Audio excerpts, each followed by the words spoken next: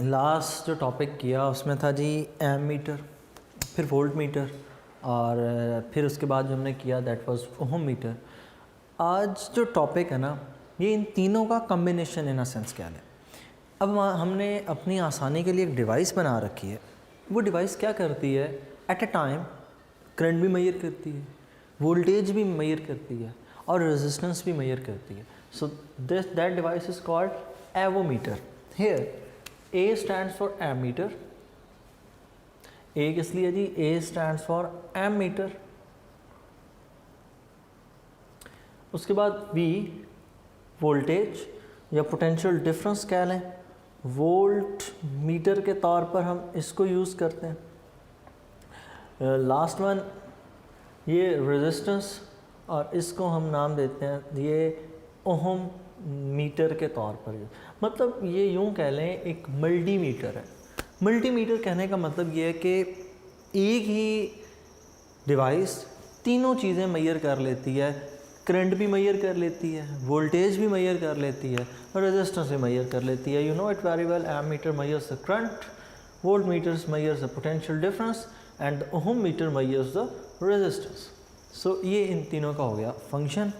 अब कैसे ये सारे का सारा होता है, तो इसमें यूँ समझ लें कि हमारे पास एक बटन है, या आप यूँ कह लें वो एक रोटेशनल बटन है जो कि कनेक्टिंग के काम आता है, कनेक्टिंग कह लें। और इस कनेक्टिंग के ऊपर यहाँ पर एक इसका कनेक्शन के लिए एरो या कनेक्शन की वायर कह लें। तो सबसे ऊपर एक तरफ लगा होता है जी इसमें कंपोनेंट एमीटर, फिर उसके नीचे दूसरा लगा होता है वोल्ट मीटर, और उसके नीचे तीसरा कंपोनेंट लगा होता है that is ohm meter that measures the resistance. अब अगर आपने करंट मेजर करना है तो यहाँ पर करंट मेजर करने का एक टर्मिनल बाहर लगा हुआ है, आप इसको यहाँ पर कनेक्ट कर दें। In order to measure the potential difference connect this connecting terminal, इसको रोटेट करें, इसको रोटेट करके यहाँ पर अटैच कर। And if you want to measure the resistance, इसको कनेक्ट करके यहाँ पर कर दें। रेजिस्टेंस के लिए मैं ओहम मीटर ओ लिख रहा हूँ। So that is why it is called avometer, कि मल्टीमीटर है। और करंट मेजर करना है तो करंट वाले कंपोनेंट से अटैच कर दें इसको। कनेक्टेड टर्मिनल से अगर वोल्टेज मेजर करना है तो उसको वी से मेजर कर दें। और कनेक्टिंग से आपने अगर ओहम रेजिस्टेंस मेजर करनी है सर्किट से, तो कनेक्टिंग जो टर्मिनल है उसको कनेक्ट कर दें ओहम मीटर से।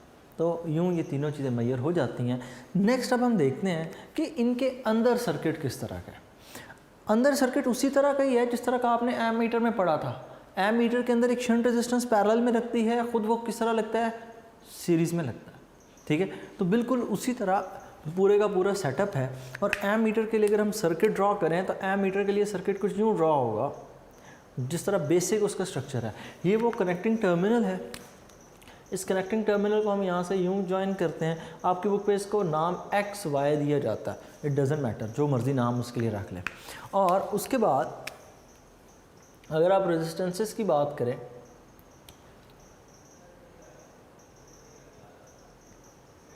तो रेजिस्टेंसेस मेजर करने के लिए हम क्या करते हैं,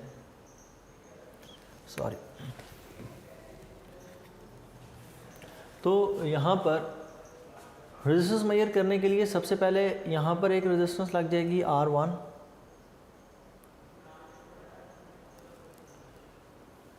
यहाँ ये हमारे पास रेजिस्टेंस जी R1। उसके बाद यहाँ पर आगे हमारे पास रेजिस्टेंस R2, और ये लास्ट में हमारे पास यहाँ पर रेजिस्टेंस R3, और साथ इनके साथ कनेक्शन के लिए एक टर्मिनल हम फिर छोड़ देंगे। अब नेक्स्ट चीज़ हमें पता है, मेजरमेंट के लिए हम यहाँ पर यूज़ करते हैं गिल्वेनोमीटर। तो गिल्वेनोमीटर को हम नीचे अलग से सर्किट के अंदर ड्रॉ करेंगे। गिल्वेनोमीटर को सर्किट के अंदर अगर हम यहाँ पर कुछ यूँ ड्रॉ कर लें और यहाँ से आगे, अब ये R1, R2, R3 बनाने का मकसद क्या है, R4 भी आप बना सकते हैं, डजेंट मैटर। वो इसलिए बनाए जाते हैं कि यहाँ पर हमने अपनी रेंज के मुताबिक R2 से कनेक्ट कर लें, क्योंकि R1, R2, R3 की वैल्यूज से एक जैसी नहीं है, डिफरेंट वैल्यूज़ होती हैं। तो अगर R1, R2 के लिए वैल्यूज़ देखें तो 5, 10, 15, 150 या 150 कह लें, इधर 15 इधर 10, 5, उस चीज़ से फ़र्क नहीं पड़ता। मतलब वो रेजिस्टेंसेस की वैल्यू आप उसी हिसाब से कम ज़्यादा कर सकते हैं, तो वो रेंज के अकॉर्डिंग उसको मेजर किया जाता है।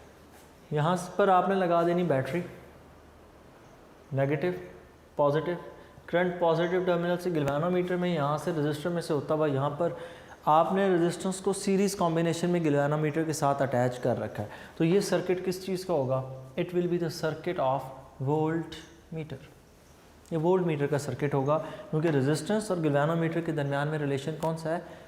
इन दोनों के दरमियान में सर्किट सीरीज सर्किट है, ये एक ही सर्किट। जब आपने यहाँ पर मेजर करना है, इस कनेक्शन को तोड़ के यहाँ पर कर दें। इसी वजह से तो इसको मल्टीमीटर भी कहते हैं ना, कि वोल्टेज के अंदर भी रेंजेस डिफरेंट। ठीक है, नेक्स्ट चीज़ आ जाए, अगर आपने इसमें एम मीटर के तौर पर देखना है तो एम मीटर के लिए बनाते वक्त हम कुछ यूँ बनाते हैं।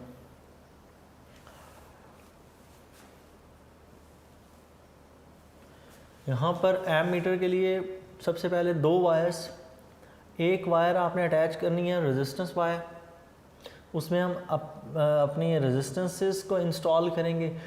दूसरी साइड पर हमने अटैच करना है गैल्वेनोमीटर। तो यहाँ तो आ जाएगा जी गैल्वेनोमीटर, क्योंकि ये रेजिस्टेंस के हमेशा पैरेलल रखता है। और इधर आपने रेजिस्टेंसेस ड्रॉ कर लेनी है, 1, 2, 3 जितनी मर्ज़ी कर लें, वैसे 3 ही होती हैं नॉर्मली उस कंपोनेंट के अंदर, 1, 2 और 3।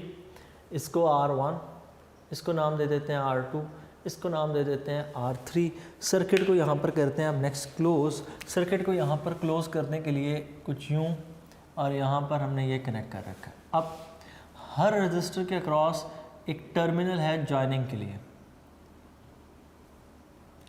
और वो जो XY कनेक्टिंग थी, उस XY कनेक्टिंग को हमने यहाँ पर यूँ लगा के रखा हुआ है। अब अगर आपने यहाँ पर मेजर करना है, इसको यहाँ पर कनेक्ट कर दें। ठीक है, यहाँ पर आप लगा दें बैटरी, ये बैटरी का नेगेटिव टर्मिनल, ये बैटरी का पॉजिटिव। अब करंट फ्लो करेगा कहाँ पर? यहाँ से यूँ, गैल्वेनोमीटर पैरेलल में लग गया, शंट रेजिस्टेंस के पैरेलल गैल्वेनोमीटर लगा हो, तो ये क्या किस चीज़ का सेटअप है? That is the setup of ammeter. ये सेटअप हमारे पास किस चीज़ का जी? It is the setup of ammeter. ठीक है, 3 रेजिस्टेंसेस लगाने का मतलब ये स्मॉलेस्ट, यहाँ पर डबल रेजिस्टेंस, उससे ज़्यादा वैल्यू, यहाँ पर उससे ज़्यादा। मतलब करंट की वैल्यू जब कम है तो कम, जब करंट की वैल्यू ज़्यादा है तो ज़्यादा के अकॉर्डिंग उसको चलेंगे। और XY टर्मिनल्स को आपने उसी तरह से कनेक्ट रखना है। नेक्स्ट चीज़, नेक्स्ट आ जाते हैं ओहम मीटर के ऊपर। ओहम मीटर का वही सर्किट रखना है हमने जो पहले से हम ड्रॉ करते रहे। हमने पहले ओहम मीटर का जिस तरह सर्किट ड्रॉ किया, बिल्कुल वैसे का सर्किट है। There is no change in it. ठीक है ना, तो बुक पे जिस तरह मर्जी डायग्राम बनी है, आपने अपना बेसिक स्ट्रक्चर वही रखना है कि यहाँ पर आपके पास गैल्वेनोमीटर है, यहाँ पर बैटरी का पॉजिटिव टर्मिनल है, यहाँ पर बैटरी का नेगेटिव टर्मिनल है, एक वेरिएबल रजिस्टर R यहाँ पर कनेक्टेड है। ठीक है, और यहाँ पर आपने लगानी है अननोन रेजिस्टेंस R, और इसको आप कोई और R, स्मॉल r का नाम देते हैं। तो ये हमारे पास सेटअप है वोल्ट मीटर का। तो एवोमीटर क्या काम करता है? एट ए टाइम तीनों चीज़ों को मेजर करता है, current, voltage, resistance. So this is chapter number 14 हमारे लिए कंप्लीट हो गया। एक्सरसाइज की कुछ चीज़ें रह गई, और अब चूँकि टाइम है आज, तो हम आपसे डिस्कस करते हैं कि इस चैप्टर के अंदर इम्पॉर्टेंट टॉपिक्स कौन कौन से हैं और उनको किस तरह से अटेम्प्ट किया जाएगा। बुक पर अगर हम चलें तो बुक का पेज नंबर हमारे पास जी, सपोज स्टार्ट पे चलें, page number 57, force on a current carrying conductor in a uniform magnetic field. तो force on a current carrying conductor in a uniform magnetic field वाले topic 57 board point of view से important long question. बार बार आप comments करके पूछते हैं जी long question नहीं बताते, MCQs नहीं बताते, शॉर्ट क्वेश्चन नहीं बताते। तो जिस लेक्चर में मैं बताता हूँ वो लेक्चर ही आप लोग मिस कर देते हैं। अब यहाँ पे टॉपिक ख़त्म हुआ, आपने यहीं पर वीडियो बंद कर देनी होती है जी, टॉपिक तो हो गया हमारा, अगली बात भी सुन लिया करें। फिर आप कमेंट करके पूछ रहे होते हैं, फिर फ़ोन कर रहे होते हैं मुझे, तो इससे बेहतर कि आप पहले पूरा लेक्चर सुना तो करें। कोई चीज़ ऐसी नहीं है बुक में जो अभी तक एक्सप्लेन ना की हो, हर चीज़ छोटी से छोटी एक्सप्लेन करके चल रहे हैं। कॉन्सेप्ट बिल्ड करें, आपको फिर कितनी दफ़ा कहा, छोड़ दें इन चीज़ों के अटैम्प्ट, कॉन्सेप्ट आता होगा ना तो कोई भी टॉपिक अटैम्प्ट करना आपके लिए मुश्किल नहीं होगा। बहरहाल पेज 57 पे लॉन्ग क्वेश्चन है जी, force on a current carrying conductor in a uniform magnetic field. इसको पूरा अटैम्प्ट करने के लिए सबसे पहले कंस्ट्रक्शन, रीज़न बतानी है कि फ़ोर्स की रीज़न क्या है। दो मैग्नेटिक फील्ड्स वो मैंने आपको बताया हुआ करंट की वजह से, और दूसरा वो परमानेंट मैग्नेट जो हमने लगा रखा। फिर इसके लिए कंडीशंस बतानी है, the angle between the current, length of the wire and the magnetic field. In order to gain maximum force they should be perpendicular to each other according to right hand rule और left hand rule. दोनों चीज़ें ये आपको आने चाहिए। दोनों rules अगर आपको आते हैं तो लिखें, राइट हैंड रूल भी लेफ्ट हैंड रूल में। फिर वो फैक्टर्स पूरे एक्सप्लेन करें कि फोर्स किन किन फैक्टर्स पर डिपेंड करती है। Directly proportional to wire, directly proportional to the length of the conductor, directly proportional to the magnetic field, angle sine of angle theta, इन सबको कंबाइन करके इक्वेशन फॉर्म पूरी करें। And don't miss the diagrams please. ये diagrams सारी की सारी बनानी है जितनी यहाँ पर लिखी हैं। इनटू द पेपर की नोटेशन यहाँ पर है, आउट ऑफ द पेपर की नोटेशन है वो ड्रॉ करेंगे। ये डायग्राम जिस तरह की बुक के ऊपर बनी है बिल्कुल एज इट इज़ आपने ड्रॉ करनी है, तभी आपको अच्छे मार्क्स गेन कर सकते हैं। Next cheese magnetic flux density, short point of view से पूछा जाता है, लॉन्ग में नहीं आता। Ampere circuital law, very very important, बहुत इंपॉर्टेंट लॉन्ग क्वेश्चन है ये। आए क्वेश्चन तो एम्पेयर सर्किटल लॉ और साथ सोलेनॉइड, ये पूरे का पूरा लिखना है। बुक पेज नंबर 61, ये पंजाब टेक्स्ट बोर्ड की बुक है। तो और साथ इसके अंदर सोलेनॉइड का भी आया, तो सोलेनॉइड को डिफ़ाइन करें, उसको एक्सप्लेन करें, और उसके अंदर एक एक फैक्टर जिस तरह मैंने डेरिवेशन करवाई वो एक एक पॉइंट आपने उसी तरह एक्सप्लेन करना है। एम्पेयर सर्किटल लॉ का टॉपिक बहुत डिटेल में मैंने पढ़ाया था, आपकी बुक में उतनी डिटेल नहीं है। अगर तो आप कॉन्सेप्चुअली चलें तो फिर तो आप वो डिटेल लिख लेंगे। अगर आपको लगे कि नहीं कि वो नहीं हो पा रहा तो ज़रूरी नहीं है कि बोर्ड में आप वो एम्पेयर सर्किटल लॉ की पूरी डेरिवेशन जो मैंने करवाई थी वो लिख के आएँ, वो बिल्कुल किसी तौर पर ज़रूरी नहीं है। तो थोड़ा बहुत एक्सप्लेन ज़रूर करें जितना बुक पे है, और अगर हो जाए वेल एंड गुड, ना हो तब भी वो मसला नहीं है। हाँ, उस चीज़ का कॉन्सेप्ट रखिएगा, कल को एंटी टेस्ट होना है उसमें आपको ज़रूर फ़ायदा होगा। नेक्स्ट इसमें चलें तो page number 64, force on a moving charge in a magnetic field, board point of view से इंपॉर्टेंट लॉन्ग क्वेश्चन। बच्चे इसकी डेरिवेशन में कंफ्यूज रहते हैं हमेशा। इसकी डेरिवेशन में एक ही वो बात है, पॉइंट है कि वो लेंथ, वो डिस्प्लेसमेंट का यूनिट वेक्टर और वेलोसिटी का यूनिट वेक्टर, वो दोनों एक दूसरे के पैरेलल हैं, तो हम एक दूसरे के साथ उनको रिप्लेस करते हैं। अगर ये पॉइंट आपका क्लियर हो तो बाकी इस टॉपिक में ऐसा कोई मसला नहीं है। और दूसरा एक छोटा सा पॉइंट है, कुछ बच्चों को वहाँ पे रहता है कि हमने पूरे कंडक्टर पे फोर्स क्यों फाइंड की। हम एक चार्ज पे डायरेक्टली नहीं फाइंड कर सकते, हम पहले पूरे कंडक्टर की फाइंड करते हैं, फिर उसमें से एक चार्ज की बात कर लेते हैं, total number of electrons per unit volume को डिवाइड करके। यहाँ पर भी राइट हैंड रूल है, तो इस राइट हैंड रूल को लिखना है, चाहे बुक में है चाहे बुक में नहीं है, आपने वो लिखना है। क्योंकि बुक के पेज नंबर 64 पे उसकी डायग्राम यहाँ पर उन्होंने ड्रॉ की है, अब उन्होंने कर दी है तो फिर आपने एक्सप्लेन करना है। डायग्राम ड्रॉ करने का नहीं कह रहा कि राइट हैंड उधर रख के तो बनाना शुरू करते हैं, कम से कम ये है कि उसको करें ज़रूर, बेहतर तरीके से लिखें। नेक्स्ट पेज पे ना page number 66, motion of the charge particles and the electric and in magnetic field, इसमें आप देखें इक्वेशन नंबर जहाँ पे लिखी है 14.12, इक्वेशन नंबर 14.12, उसके नीचे लिखा हुआ है this force F is known as Lorentz force, the sum of the electric force and the magnetic force acting on the charge when charge is freely moving between them, तो that is called Lorentz force. इसको mark कर लें, it is very important short question according to board point of view. Next is determination of E over M of an electron, one of the most important long question in this book।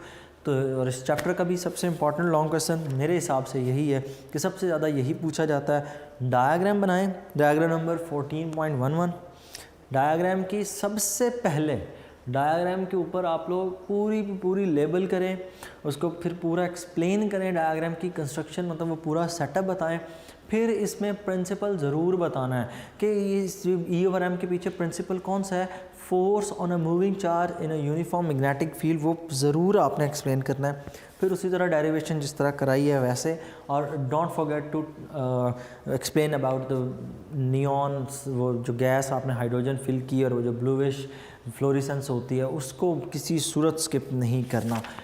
To find the radius of the electron in which the path it revolves. Next is cathode ray oscilloscope, page number 68।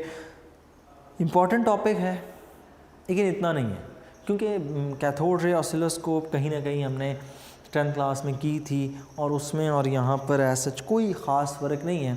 जितना मुझे नज़र आया वो दो चीज़ों का, एक direct heating और एक इनडायरेक्ट हीटिंग का, कि वहाँ पर आपने जो थर्मियोनिक एमिशन करवाई थी वो फिलामेंट से करवाई थी। यहाँ पर हमने दोनों तरीके सीखे हैं कि फिलामेंट से भी हो सकती है, कैथोड से भी हो सकती है। अगर फिलामेंट से हो तो इनडायरेक्ट हीटिंग होती है कि मतलब फिलामेंट कैथोड को हीटअप करके इलेक्ट्रॉन एमिट करता है, और डायरेक्ट फिलामेंट से करवा दें that is called direct.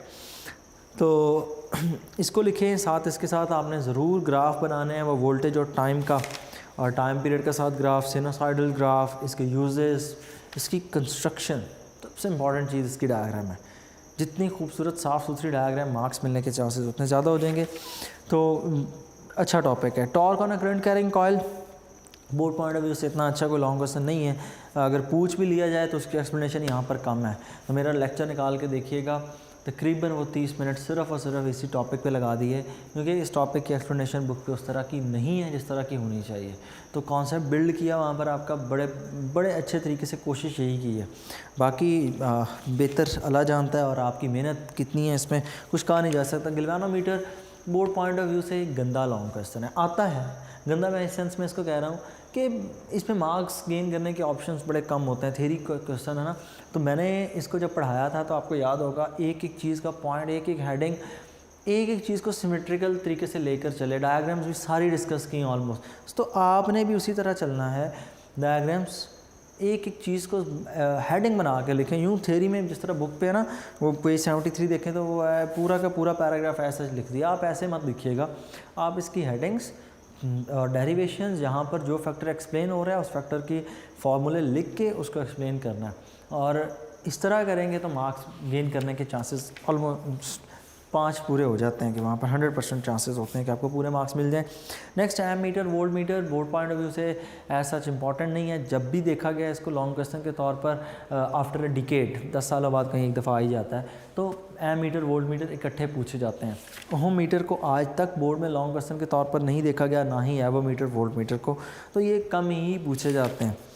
So students, next हमारा ये जो हिस्सा है ना, इसमें कुछ चैप्टर के इम्पॉर्टेंट शॉर्ट क्वेश्चंस हैं जो चैप्टर के अंदर से पूछे जाते हैं।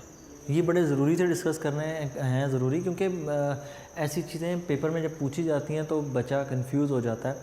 पहला एक शॉर्ट क्वेश्चन मेरे जहन में आ रहा है इनके अलावा, वो ये है कि a single magnetic pole exist और नॉट। तो उसके जवाब में आपने लिख के आना है a single magnetic pole does not exist, कि नॉर्थ और साउथ पोल अलग अलग एग्जिस्ट नहीं करते। नॉर्थ और साउथ जब भी एग्जिस्ट करते हैं वो हमेशा इकट्ठे होते हैं। मतलब एक मैग्नेट है ना, उसका आधा पोर्शन हमेशा नॉर्थ पोल होगा, आधा पोर्शन हमेशा साउथ पोल होगा। So a single magnetic pole does not exist, ये आपने जवाब लिख के आना। अब कॉन्सेप्ट अपना याद रखिएगा, जिस तरह हम ये मानते हैं कि a single electric pole exist करता है, नेगेटिव अलग से एग्जिस्ट करता है, पॉजिटिव अलग से एग्जिस्ट करता है, तो हमारा कॉन्सेप्ट उसी के अकॉर्डिंग ये बात भी कहता है कि नॉर्थ और साउथ एग्जिस्ट कर सकते हैं, बट येट नॉट डिस्कवर्ड। अभी तक ये चीज़ डिस्कवर नहीं हुई कि नॉर्थ पोल अलग से, साउथ पोल अलग से हो जाए, ये बात अभी तक डिस्कवर नहीं हुई।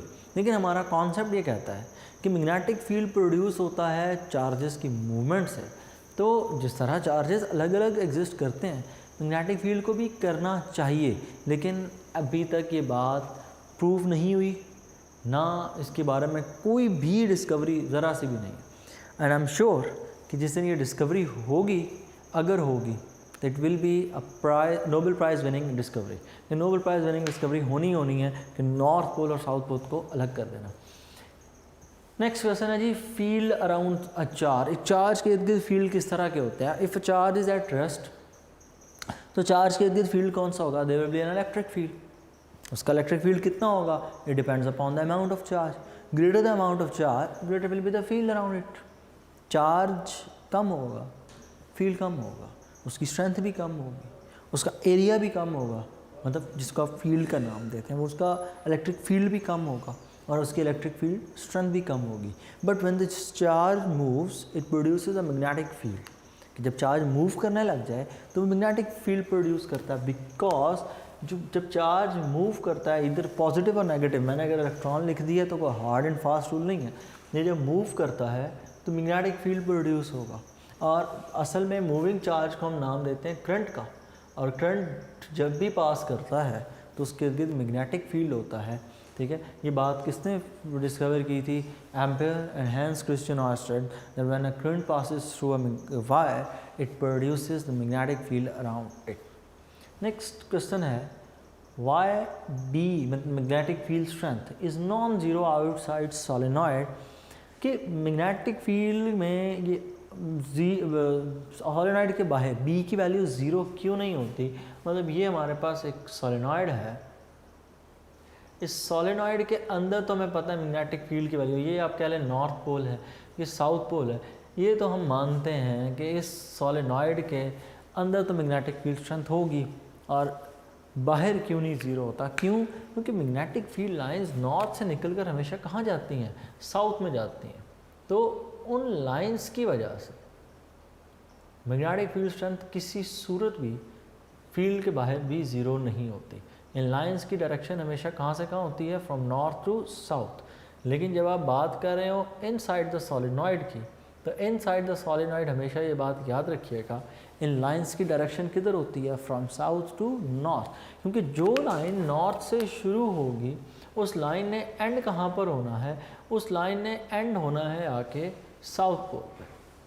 अब साउथ पोल में से जब नॉर्थ की तरफ वो लाइंस ट्रैवल करेंगी तो इनसाइड सॉलिनॉइड सिचुएशन कुछ यूँ होगी, they will moving from north to south to north. तो बाहर ज़ीरो क्यों नहीं होती, क्योंकि बाहर मैग्नेटिक फील्ड है, एग्जिस्ट करता है, तो B will not be zero outside the magnetic field, outside the solenoid, inside तो खैर होता ही होता है। अब सॉलिनॉइड यहाँ पर एक्सप्लेन करना रह गया कि सॉलिनॉइड क्या चीज़ है। सॉलिनॉइड इज़, ये एक कॉइल है consisting of many loops, magnetic field को इन्हेंस करने के लिए, कि जब आप लूप्स को क्लोज़र कर देते हैं, क्लोज करने पर मैग्नेटिक फील्ड स्ट्रेंथ बढ़ती है। ठीक है, तो solenoid is a device which is a coil consisting of many loops. What is deadbeat galvanometer? galvanometer device थी जो कि करंट को मेजर करता है और डिटेक्ट करता है, सॉरी करंट को डिटेक्ट करता है। करंट को डिटेक्ट करते वक्त ये बात याद रखिएगा कि कॉइल की वो जो नीडल है galvanometer की, इट ऑसिलेट्स। ज़्यादातर ऐसे ही होता है, आपने लैब में 10th में देखा होगा कि जब हम प्रैक्टिकल परफॉर्म करते हैं तो नीडल ऑसिलेट करती है। तो एक ऐसा गैल्वेनोमीटर जिसकी नीडल करंट ख़त्म होने पर, करंट जब हम विड्रॉ कर लें उसके बाद फ़ौरन ज़ीरो पे रुक जाए, ऐसे गैल्वेनोमीटर को डेड बीट गैल्वेनोमीटर कहते हैं। नेक्स्ट है sensitivity of the galvanometer, that is theta over आई, क्योंकि जब करंट पास करवाते हैं गैल्वेनोमीटर से पास करता है तो उसकी नीडल डिफ्लेक्शन शो करती है। इस डिफ्लेक्शन को की जो वजह है वो क्या है, current, because current deflection produce करता है। Greater the amount of current greater will be the deflection. आप इसको कुछ यूँ लिखें, theta is directly proportional to I, theta current पे डिपेंड करता है। सो इस थीटा और आई की जो रेशियो है that is called sensitivity of the galvanometer. ठीक है, एंगल पर एम्पेयर कि कितनी एंगल की सबस्टेंड होता है जब एक छोटा सा current, micro ampere current flows through the galvanometer. Next है वेलोसिटी स्ट्रक्चर। वेलोसिटी स्ट्रक्चर क्या है कि हमारे पास एक रीजन है जिसके अंदर इलेक्ट्रिक फील्ड भी, मैग्नेटिक फील्ड भी है, और हम उसमें से एक चार्ज पार्टिकल को पास करवाते हैं। अब जब वो चार्ज पार्टिकल पास करता है तो हमें उसको इस वेलोसिटी से पास करवाना है कि उसके ऊपर फोर्स एक्ट ना करे। मैग्नेटिक फोर्स इक्वल होगी क्यू वी बी, और इलेक्ट्रिक फोर्स इक्वल होगी उस पर क्यू ई के। तो हमने इस तरह से पास करवाना है कि ये दोनों फोर्सेस आपस में इक्वल हों। तो Q V B will be equal to Q into B, charge को कैंसिल कर दें, सॉरी क्यू ई था, चार्ज को कैंसिल कर दें, V will be equal to E over B। तो मतलब कितनी वेलोसिटी रखें वो किससे फाइंड होगी, इलेक्ट्रिक फील्ड इंटेंसिटी और मैग्नेटिक फील्ड स्ट्रेंथ की रेशियो लेने से, ताकि कोई फोर्स एक्ट ना करे। Last one is Lorentz force, it is the sum of electric force plus magnetic force, और अगर हम इसको लिखें तो it will be equal to Q E plus F M magnetic field Q V B. तो ये था जी हमारा टॉपिक, थोड़ा सा डिस्कस हमने चैप्टर के शॉर्ट्स को भी कर लिया। ये ज़रूर कर लीजिएगा, ये छोटी छोटी चीज़ें हैं, बोर्ड में पूछी जाती हैं, आपके कॉन्सेप्ट भी बेहतर करने होते हैं, आपको लॉन्ग क्वेश्चन ही मार करवा दिए, आपको इंपॉर्टेंट चीज़ें भी करवा दी। अब जो नेक्स्ट हमारा लेक्चर होगा कल का, तो नेक्स्ट लेक्चर में हम डिस्कस करेंगे इस चैप्टर की एक्सरसाइज के शॉर्ट क्वेश्चन, और उसके बाद न्यूमेरिकल एग्जांपल के अटेंड द न्यूमेरिकल ऑफ जो चैप्टर के अपने एक्सरसाइज के हैं। अल्लाह हाफ़िज़।